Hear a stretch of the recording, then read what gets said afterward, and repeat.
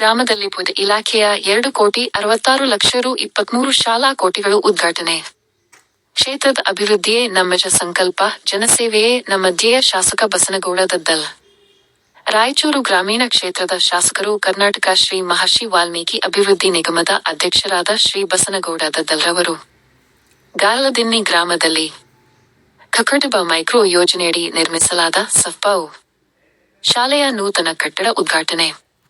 ಇಲಾಖೆ ಪುದ 2,66,00,000 ರು 23 ಶಾಲಾ ಕೋಟಿಗಳು ಉದ್ಘಾಟನೆ ಮಾಡಲಾಯಿ.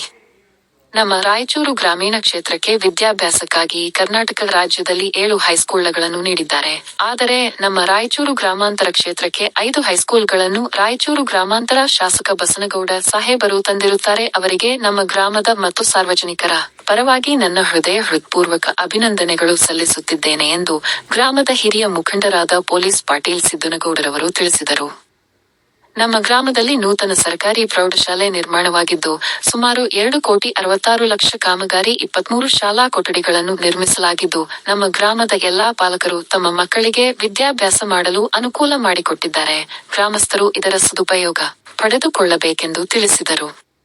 ಈ ಸಂದರ್ಭದಲ್ಲಿ ಊರಿನ ಹಿರಿಯ ಮುಖಂಡರುಗಳು ಸಿದ್ದನಗೌಡ, ಪೊಲೀಸ್ ಪಾಟೀಲ್, ದೊಡ್ಡ ಶರಣಪ್ಪ ಗೌಡ, ಎನ್ ತಿಪ್ಪಯ್ಯ ಶೆಟ್ಟಿ, ಮಲ್ಲಿಕಾರ್ಜುನ್ ಗೌಡ, ತಲಮಾರಿ ನಾಗೇಂದ್ರಪ್ಪ, ಎಸ್ಟಿಎಂಸಿ ಅಧ್ಯಕ್ಷರು, ಉಪಾಧ್ಯಕ್ಷರು, ಸದಸ್ಯರು, ಕಾಂಗ್ರೆಸ್ ಕಾರ್ಯಕರ್ತರು, ಸುತ್ತಮುತ್ತಲಿನ ಗ್ರಾಮಗಳ ಮುಖಂಡರುಗಳು, ಗ್ರಾಮಸ್ಥರು, ನಾಮನಿರ್ದೇಶನ ಸದಸ್ಯರುಗಳು, ಅಧಿಕಾರಿಗಳು ಉಪಸ್ಥಿತರಿದ್ದರು.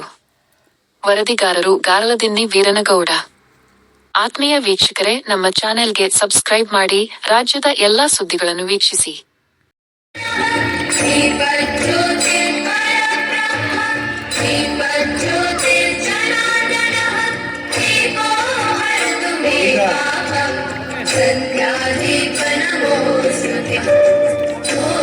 ಬೆಳಗಿಸುವುದರ ಮೂಲಕ ಈ ಕಾರ್ಯಕ್ರಮಕ್ಕೆ ಚಾಲನೆ ನೀಡಿರ್ತಕ್ಕಂಥ ಮಾನ್ಯ ಶಾಸಕರಿಗೆ, ಊರಿನ ಮುಖಂಡರಿಗೂ, ಶಿಕ್ಷಣ ಪ್ರೇಮಿಗಳಿಗೂ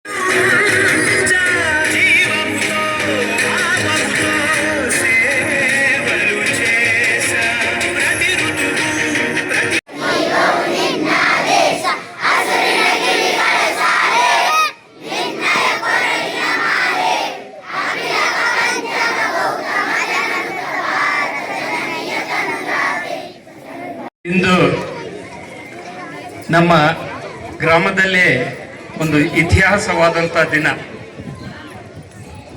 ಈ ಒಂದು ಭವ್ಯ ಕಟ್ಟಡವನ್ನು ಉದ್ಘಾಟನೆ ಆರಂಭಿಸಿದಂಥ ನಿಮ್ಮ ಎಲ್ಲರ ನೆಚ್ಚಿನ ಶಾಸಕರಾದಂಥ ಶ್ರೀ ದದ್ದಲ್ ಬಸನಗೌಡ ಸಾಹೇಬ್ರೆ ಮತ್ತು ವೇದಿಕೆ ಮೇಲೆ ಉಪಸ್ಥಿತಿರುವಂಥ DDP ಸಾಹೇಬರಾದಂಥ ಮಲ್ಲಿಕಾರ್ಜುನ್ ಸರ್, BO ಸರ್ ಆದಂಥ ಕೋಸ್ಗಿ ಈರಣ್ಣ ಸರ್ ಅವರು. ಉನ್ನತ ಶಿಕ್ಷಣ ಪಡೆಯಕ್ಕೆ ಮೊದಲು ನಮ್ಮ ಮಕ್ಕಳು ಬೇರೆ ಊರಿಗೆ ಮಟ್ಮಾರಿ, ದಿನ್ನಿ, ಇಂಥ ಮರ್ಚಟಾಳ್ ಊರಿಗೆ ಹೋಗ್ಬೇಕಂತ ಒಂದು ಪರಿಸ್ಥಿತಿ ಇತ್ತು.